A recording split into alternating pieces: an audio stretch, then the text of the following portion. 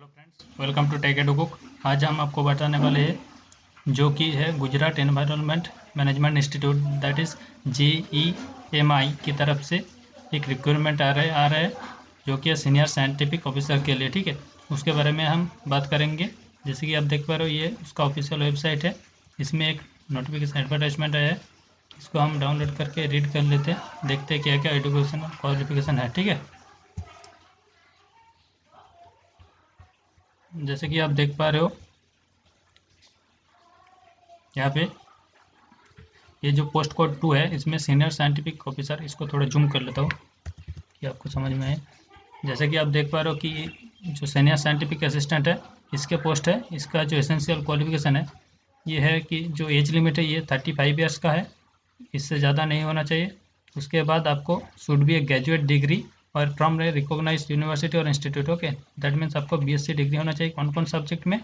Environmental science, chemistry और biochemistry और microbiology और एक्वाटिक बायोलॉजी और मेरीन बायोलॉजी और बायोसाइंस और बायोटेक्नोलॉजी।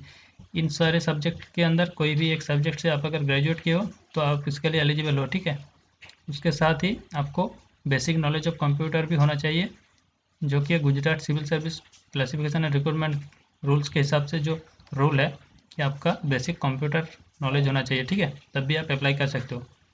उसके साथ ही आपको नॉलेज होना चाहिए गुजराती और हिंदी। अगर आपके पास गुजराती नॉलेज नहीं है तो हिंदी लैंग्वेज का नॉलेज होना चाहिए। ठीक है, कम से कम, तब आप अप्लाई कर सकते हो। उसके साथ ही कैंडिडेट्स है bachelors degree in discipline other than the above shall be ineligible. मतलब कि जो ऊपर एबव में जो सब्जेक्ट मेंशन किया है, इसके अलावा कोई सब्जेक्ट और सब्जेक्ट से आप अगर ग्रेजुएट किए हो तो आप इसके लिए एलिजिबल नहीं हो। ठीक है, तो ये था एसेंशियल क्वालिफिकेशन।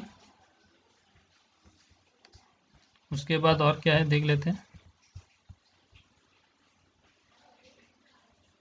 यहाँ पे बोला है कि जो एप्लीकेबल कंडीशन है, तो आप अगर इसके लिए एलिजिबल हो तो आपको जो रिक्वायर्ड क्वालिफिकेशन था वो आपको फुलफिल करना होगा, नहीं तो आपको रिजेक्ट कर दिया जाएगा कोई भी स्टेज में। ठीक है, उसके बाद जो एज लिमिट है वो भी लास्ट डेट, वो एज लिमिट आपको बता दिया कि 35 ईयर्स होना चाहिए। और आप अगर EWS कैटेगरी से बिलोंग करते हो तो आपको एज रिलैक्सेशन मिलेगा 5 ईयर्स के लिए। ठीक है, और कास्ट सर्टिफिकेट जो कि गवर्नमेंट ऑफ गुजरात से इशू किया वही कंसिडर करा जाएगा वैलिड। ओके, नहीं तो आप कोई कंसिडर नहीं किया जाएगा। उसके बाद यहाँ पे बोला है कि सिलेक्टेड कैंडिडेट्स में भी पोस्टेड एट एनी ब्रांचेस। मतलब आप अगर सिलेक्टेड होते हो तो आपको कोई भी ब्रांच या ऑफिस में आपको पोस्ट किया जाएगा। आपका जो पोस्टिंग होगा वो गुजरात में ही होगा। ठीक है, तो कौन सा ब्रांच ये स्पेशली नहीं बोला है, तो कोई भी ब्रांच में आपका पोस्टिंग हो सकता है। ठीक है, उसके बाद जो सिलेबस है इसका, अगर सिलेबस के बारे में आप जानना चाहते हो तो ये इसका जो ऑफिशियल वेबसाइट है www.gemi.gujarat.gov.in, इसमें जाके आप चेक कर सकते हो इसका जो एग्ज़ाम होगा। आप अगर आपका जो एजुकेशनल क्वालिफिकेशन है उसके साथ आपका जो मेरिट है उसका बेसिस पे आपका फर्स्ट सिलेक्शन होगा, उसके बाद आपका एग्ज़ाम होगा। ठीक है, तो वो एग्जामिनेशन के लिए जो सिलेबस है वो आप यहाँ से जाके चेक कर सकते हो। ठीक है, और आपको बता दूं कि यहाँ पे कोई भी इंटरव्यू कंडक्टेड नहीं होगा। ठीक है, यही था। उसके बाद देख लेते हैं